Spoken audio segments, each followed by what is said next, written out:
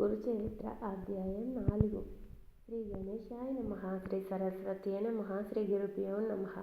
దుర్వాస శాపం వలన భగవంతుడు ధరించిన అవతారాలలో ఉత్తమ సాధకులకు మాత్రమే తెలియబడే శ్రీ దత్తాత్రేయ అవతారం గురించి చెప్పమని నామధారకుడు కోరగా సిద్ధయోగి ఇలా చెప్పసాగారు.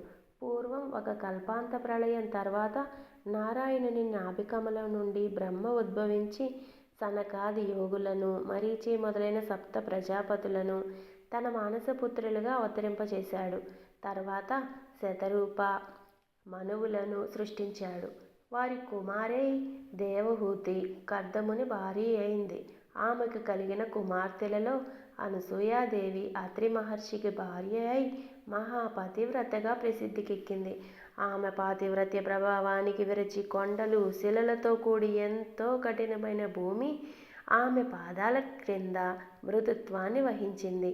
సర్వాన్ని తప్పింపజేసే సూర్యుడు, అన్నింటినీ దహింపజేసే అగ్ని కూడా ఆమెకు చల్లదనం ఇవ్వసాగారు. వాయువు ఆమె చెంత తన ప్రచండ వేగం మాని మందంగా మలయమారుతంగా వీచేవాడు. దేవతలందరూ తమ వలన ఆమెకు కష్టం కలిగినా లేక ఏ అల్పుడైనా ఆమె అనుగ్రహం పొందిన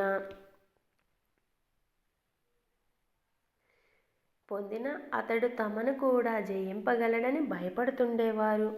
ఒకసారి త్రిలోక సంచారి అయిన నారద మహర్షి బ్రహ్మ, విష్ణు, మహేశ్వరుల నివాసాలకు వెళ్ళి అక్కడ అనసూయాదేవి పాతివ్రత్యాన్ని ఎంతగానో ప్రశంసించాడు. అత్రి మహర్షి ఆదేశం మేరకు ఆమె వెలే అతిథి అభ్యాగతులను ఆదరించే సాధ్వి మరొకరు లేరన్నాడు. అప్పుడు త్రిమూర్తుల భార్యలు కూడా దేవతలందరి వలనే భయపడి అసూయ చెంది ఆమె పాతివ్రత్య మహిమను తగ్గించమని తమ భర్తలను నిర్బంధించారు. అప్పుడు త్రిమూర్తులు అతిథి వేషాలలో అత్రి మహాముని ఆశ్రమానికి చేరుకున్నారు. అనసూయాదేవి వారికి ఎదురేగి స్వాగతం చెప్పి అర్ఘ్య పాద్యాదులు సమర్పించి, అయ్యలారా, మీ రాక చేత మా ఆశ్రమం పావనమైంది. మీకు నేనేమి చేయాలో సెలవీయండి. అత్రి మహర్షి తపస్సు కోసం అరణ్యంలోకి వెళ్ళారు అని చెప్పింది. అప్పుడు ఆ అతిథులు, అమ్మా, మాకెంతో ఆకలిగా ఉన్నది. నీ భర్త ఎప్పుడు వస్తారో చెప్పలేం కదా, మాకు వెంటనే భోజనం పెట్టు అన్నారు. ఆమె లోపలికి వెళ్ళి విస్తర్లు వేసి, అయ్యలారా, భోజనానికి దయచేయండి అని ప్రార్థించింది. అప్పుడు వారు, సాధ్వి, నీవు మాకు ఆతిథ్యం ఇస్తానని మాట ఇచ్చావు, కానీ మాదొక షరతు ఉన్నది. నీవు కట్టుకున్న గుడ్డలు విడిచి నగ్నంగా వడ్డిస్తేనే మేము భోంచేస్తాము, లేకుంటే ఇలా ఆకలితోనే వెళ్ళిపోతామన్నారు. వారు ఆకలితో వెళ్ళిపోతే ఆమె అత్రి మహర్షి ఆదేశాన్ని మీరినట్లవుతుంది. అంతేగాక ఆకలితో తిరిగిపోయిన అతిథి గృహస్థుల పుణ్యాన్ని, తపస్సును తీసుకుపోతాడని శాస్త్రం. కానీ పరపురుషుల ఎదుటకు నగ్నంగా వస్తే పాతివ్రత్యం భంగమవుతుంది. పరస్పర విరుద్ధమైన ధర్మాల మధ్య తనను చిక్కించుకోజూసిన అతిథులు సామాన్యులు కారని ఆమె వెంటనే గ్రహించింది. వారి విచిత్రమైన షరతుకు ఆమె తనలో తానే నవ్వుకున్నది. తపోమూర్తి అయిన అత్రి మహర్షి సంసర్గం వలన పవిత్రురాలనైన నాకు కామభయం లేదు. ఆకలిగొని అన్నం అడిగిన వీరు ధర్మం ప్రకారం నా బిడ్డలే కానీ పరపురుషులు కారు అనుకొని ఆ సాధ్వి, అయ్యలారా, అలానే చేస్తాను, భోజనానికి లేవండి అని చెప్పి ఆశ్రమం లోపలికి వెళ్ళి అత్రి మహర్షి పాదుకులతో, స్వామి, నేను మీ ఆజ్ఞ మేరకు వారు నా బిడ్డలన్న భావంతో భోజనం వడ్డిస్తాను అని చెప్పుకున్నది. ఆమె యొక్క పాతివ్రత్య మహిమాన్వితమైన సంకల్పం వలన ఆమె భోజనం వడ్డించటానికి నగ్నంగా వెళ్ళేసరికి ఆ ముగ్గురు పసిపిల్లలయ్యారు. ఆమె భావాన్ని అనుసరించి ఆమెకు బాలింతరాలి వలె స్తన్యం వచ్చింది. ఆమె వెంటనే మరలా వస్త్రాలు ధరించి ఆ బిడ్డలకు తృప్తిగా పాలిచ్చింది. నిరంతరం సృష్టి చేసి అలసినవాడిలా బ్రహ్మదేవుడు, ప్రపంచాన్ని పాలించి అలసినవాడిలా శ్రీ మహావిష్ణువు, జగత్సంహార కార్యం వలన సొలిసిపోయిన వానిలాగా శంకరుడు అనసూయాదేవి యొక్క పాతివ్రత్య మహిమను గ్రోలి విశ్రాంతి చెందారు. ఆ మహాపతివ్రత తన దివ్య దృష్టి వలన ఆ ముగ్గురు త్రిమూర్తులని తెలుసుకొని ఉయ్యాలలో పెట్టి ఆ జరిగిన కథనే జోలగా పాడుతున్నది. ఇంతలో అత్రి మహర్షి వచ్చి ఆమె నుండి సర్వము తెలుసుకొని ఊయలలోని త్రిమూర్తులను దర్శించి ఆ రూపాలలో ప్రకటమైన పరమాత్మను ఇలా స్తుతించాడు. ఓ మహావిష్ణు, నీవు సృష్టి స్థితి లయకారుడవు, జగత్సాక్షివి. విశ్వమయుడవు, విశ్వాధారుడవు ఓ పరమేశ్వర. నీవు సహజంగా ఒక్కడివే అయినా నీ లీల చేత త్రిమూర్తులుగా మారి క్రీడిస్తున్నావు. వాస్తవానికి ఈ జగత్తు నీకంటే వేరు కాకపోయినా మస్క చీకటిలోని త్రాడు దానికి భిన్నమైన పాముగా గోచరించినట్లు, నేను నాది అనే మాయతో కూడిన భావన వలన నీకంటే వేరైనట్లు జీవులకు గోచరిస్తున్నది. ఊయలలోని పిల్లలు హాయిగా నిద్రపోతున్నారు. త్రిమూర్తులు ఆ స్తోత్రానికి తృప్తి చెంది తమ నిజరూపాలతో కూడా ప్రత్యక్షమై వరం కోరుకోమన్నారు. అప్పుడు ఆయన సాభిప్రాయంగా భార్య వైపు చూస్తూ, సాధ్వి, వీరు మనస్సు చేత కూడా పొందటానికి వీలు కానివారు. అయినా నీ భక్తి వలన ఇలా వచ్చారు. నీ అభిష్టమేమిటో నివేదించుకో అన్నాడు. అనసూయాదేవి, స్వామి, ఈ సృష్టి యొక్క వికాసం కోసమే మీరు భగవంతుని చేత సృష్టించబడ్డారు కదా. కనుక ఈ 3 మూర్తులుగా ప్రత్యక్షమైన వీరిని పుత్రులుగా పొంది మీ అవతార కార్యం నెరవేర్చుకోవటమే నా అభిష్టము అన్నది. అత్రి మహర్షి సంతోషించి, మీరు మాకు పుత్రులుగా పుట్టి మమ్మొద్ధరించండి అని కోరాడు. అప్పుడు వారు, మహర్షి, మమ్ము నీకు సంపూర్ణంగా దత్తం చేసుకున్నాము అన్నారు. ఆ పతివ్రత ప్రభావం చేత త్రిమూర్తులు అత్రి కోరిన వరమును అనుగ్రహించి తమ లోకాలకు వెళ్ళి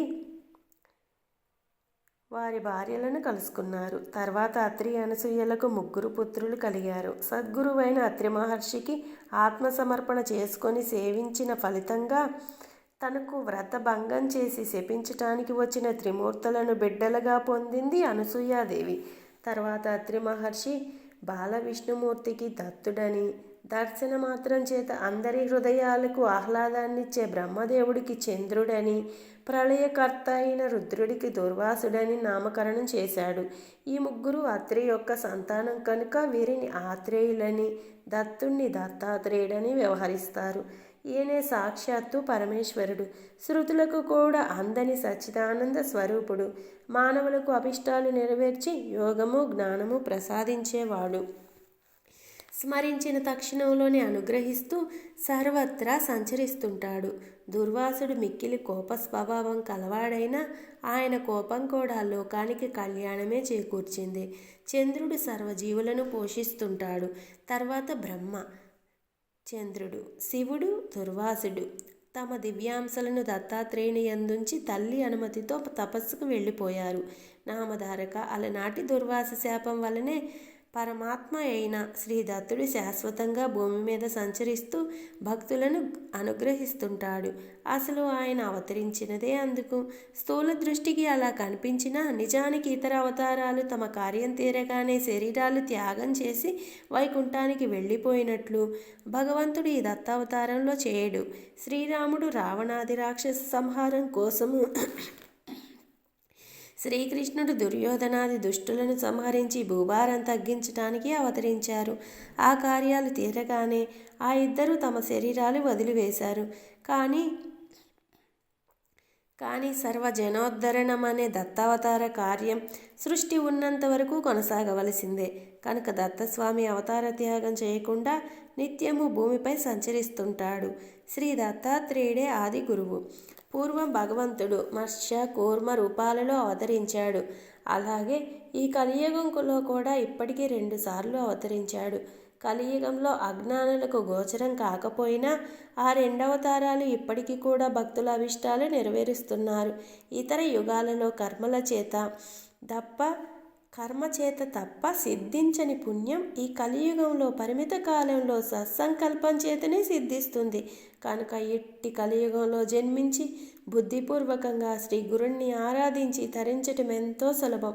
అట్టి అవకాశం పూర్వపుణ్యం చేత నీకు లభించింది కనుక నేను చెప్పే గురుకథలు శ్రద్ధతో విను అన్నారు సిద్ధయోగి. మనం కూడా అంతటి ధన్యాత్ములమే. ఇది వింటున్నాము, చదవగలుగుతున్నాము. నామధారకుడు దత్తావతరణం గురించి విని ఆనందించి, ఆహా, అలనాటి అనసూయాదేవి పాతివ్రత్యం వలన మానవాళికి గురు పరంపర, అందువలన మా వంటి అజ్ఞానులకు మీ వంటి గురువు యొక్క కృప లభించాయి అన్నాడు. శ్రీ దత్తాయ గురవే నమః. శ్రీ శ్రీపాద శ్రీ వల్లభాయ నమః. శ్రీ నృసింహ సరస్వతియే నమః.